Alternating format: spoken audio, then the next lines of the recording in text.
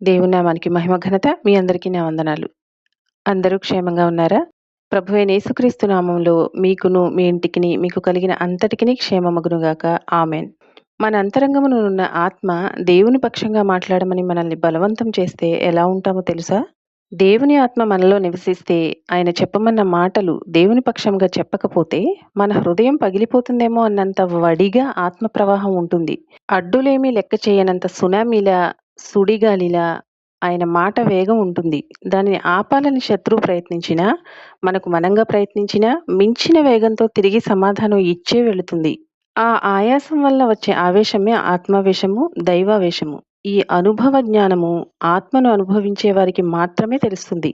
ఆత్మావేశంతో మాట్లాడే వారి తీవ్రత వలన మనం అర్థం చేసుకోవాల్సింది, వారి మనస్సు దేవుని ఆత్మ చెప్పమన్న మాటలతో నిండిపోయిందని, ఆ స్వరాన్ని అడ్డగించినా పగిలిపోయైనా సరే ప్రవహించవలసిన చోటికే చేరుతుందని. దేవుని ఆత్మచే నడిపించబడేవారు ఎవరిని ముఖస్తుతి లాంటివి చేయరు.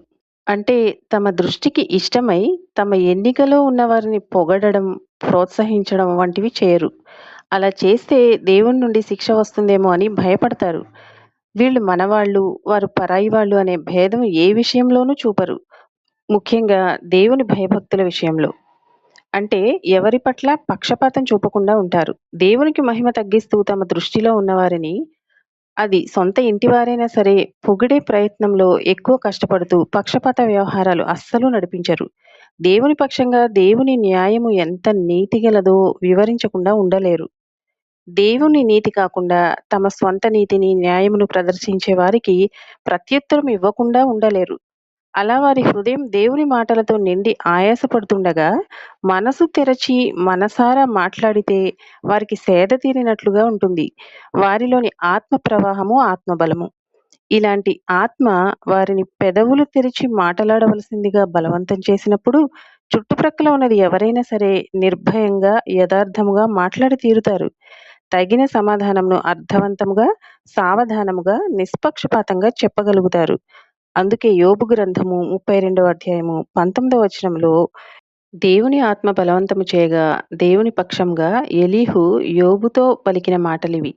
నా మనస్సు తెరువబడిన ద్రాక్షారసపు తిత్తివలెనున్నది. క్రొత్త తిత్తుల వలె అది పగిలిపోవుటకు సిద్ధముగానున్నది. ఇక్కడ ద్రాక్షారసపు తిత్తి అంటే ద్రాక్షారసము వంటి మధురమైన దేవుని మాటలతో నిండిన మనస్సు అని అర్థం. మరి క్రొత్త తిత్తి పగిలిపోవడం ఏమిటి? సమాధానకరమైన, మంచిది అయిన దేవుని జ్ఞానంతో నిండి, ఓదార్పునిచ్చి ప్రేమను పంచే ద్రాక్షారసము వంటి మధురమైన మాటలతో పుట్టుకొచ్చిన ఆ క్రొత్త మనసే క్రొత్త తిత్తి.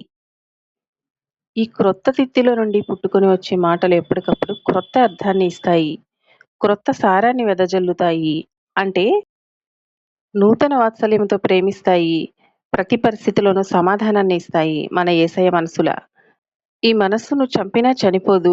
ప్రేమ ప్రవహిస్తున్న హృదయాన్ని పగలగొట్టినా ఆగిపోదు గాని, ఆ పరిశుద్ధ మాటలతో నిండిన పరిశుద్ధ రక్తము మరింతమంది హృదయాలను ప్రేమలో పడిపోయేలా చేస్తుంది. అందరి కన్నుల ఎదుట ప్రవహిస్తుంది.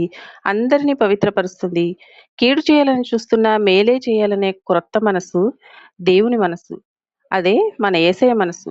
కేవలం మేలుతో నిండిన ఈ క్రొత్త తిత్తులను మూయడం అంటే, మారు మనస్సు పొందేవారిని, అంటే ఎదుటివారి మేలు కోరుకునే మనస్సు పొందేవారిని అంతకొంత విస్తరింపచేయడమే. మరి ముఖ్యంగా దేవుడు ఎవరికైనా క్రొత్త మనసు ఇస్తే ఖచ్చితంగా క్రొత్త పాత్రల, మెరుగుపెట్టిన పాత్రల తమ వారి మధ్య తప్పకుండా మెరుస్తారు. తమ కాంతిని, అంటే దేవుడు తమకిచ్చిన మేలుకరమైన జ్ఞానమును చుట్టూ ఉన్నవారు గుర్తిస్తారు. తాము నోరు విప్పితే మనసు విప్పినట్లే మాట్లాడడం మొదలు పెడితే పక్షపాతం లేని ఆత్మ ప్రవాహమే దేవుని సన్నిధిని ప్రవహిస్తుంది. అనేకుల హృదయాలను దేవుని వైపు త్రిప్పుతుంది. దేవుడు ఈ ఆత్మానుభవాన్ని తన బిడ్డలైన వారందరికీ దయచేయునుగాక అని జీవము గల యేసయ్య నామములో ప్రార్థించి వేడుకొనుచున్నాము మా పరమ తండ్రి. ఆమేన్.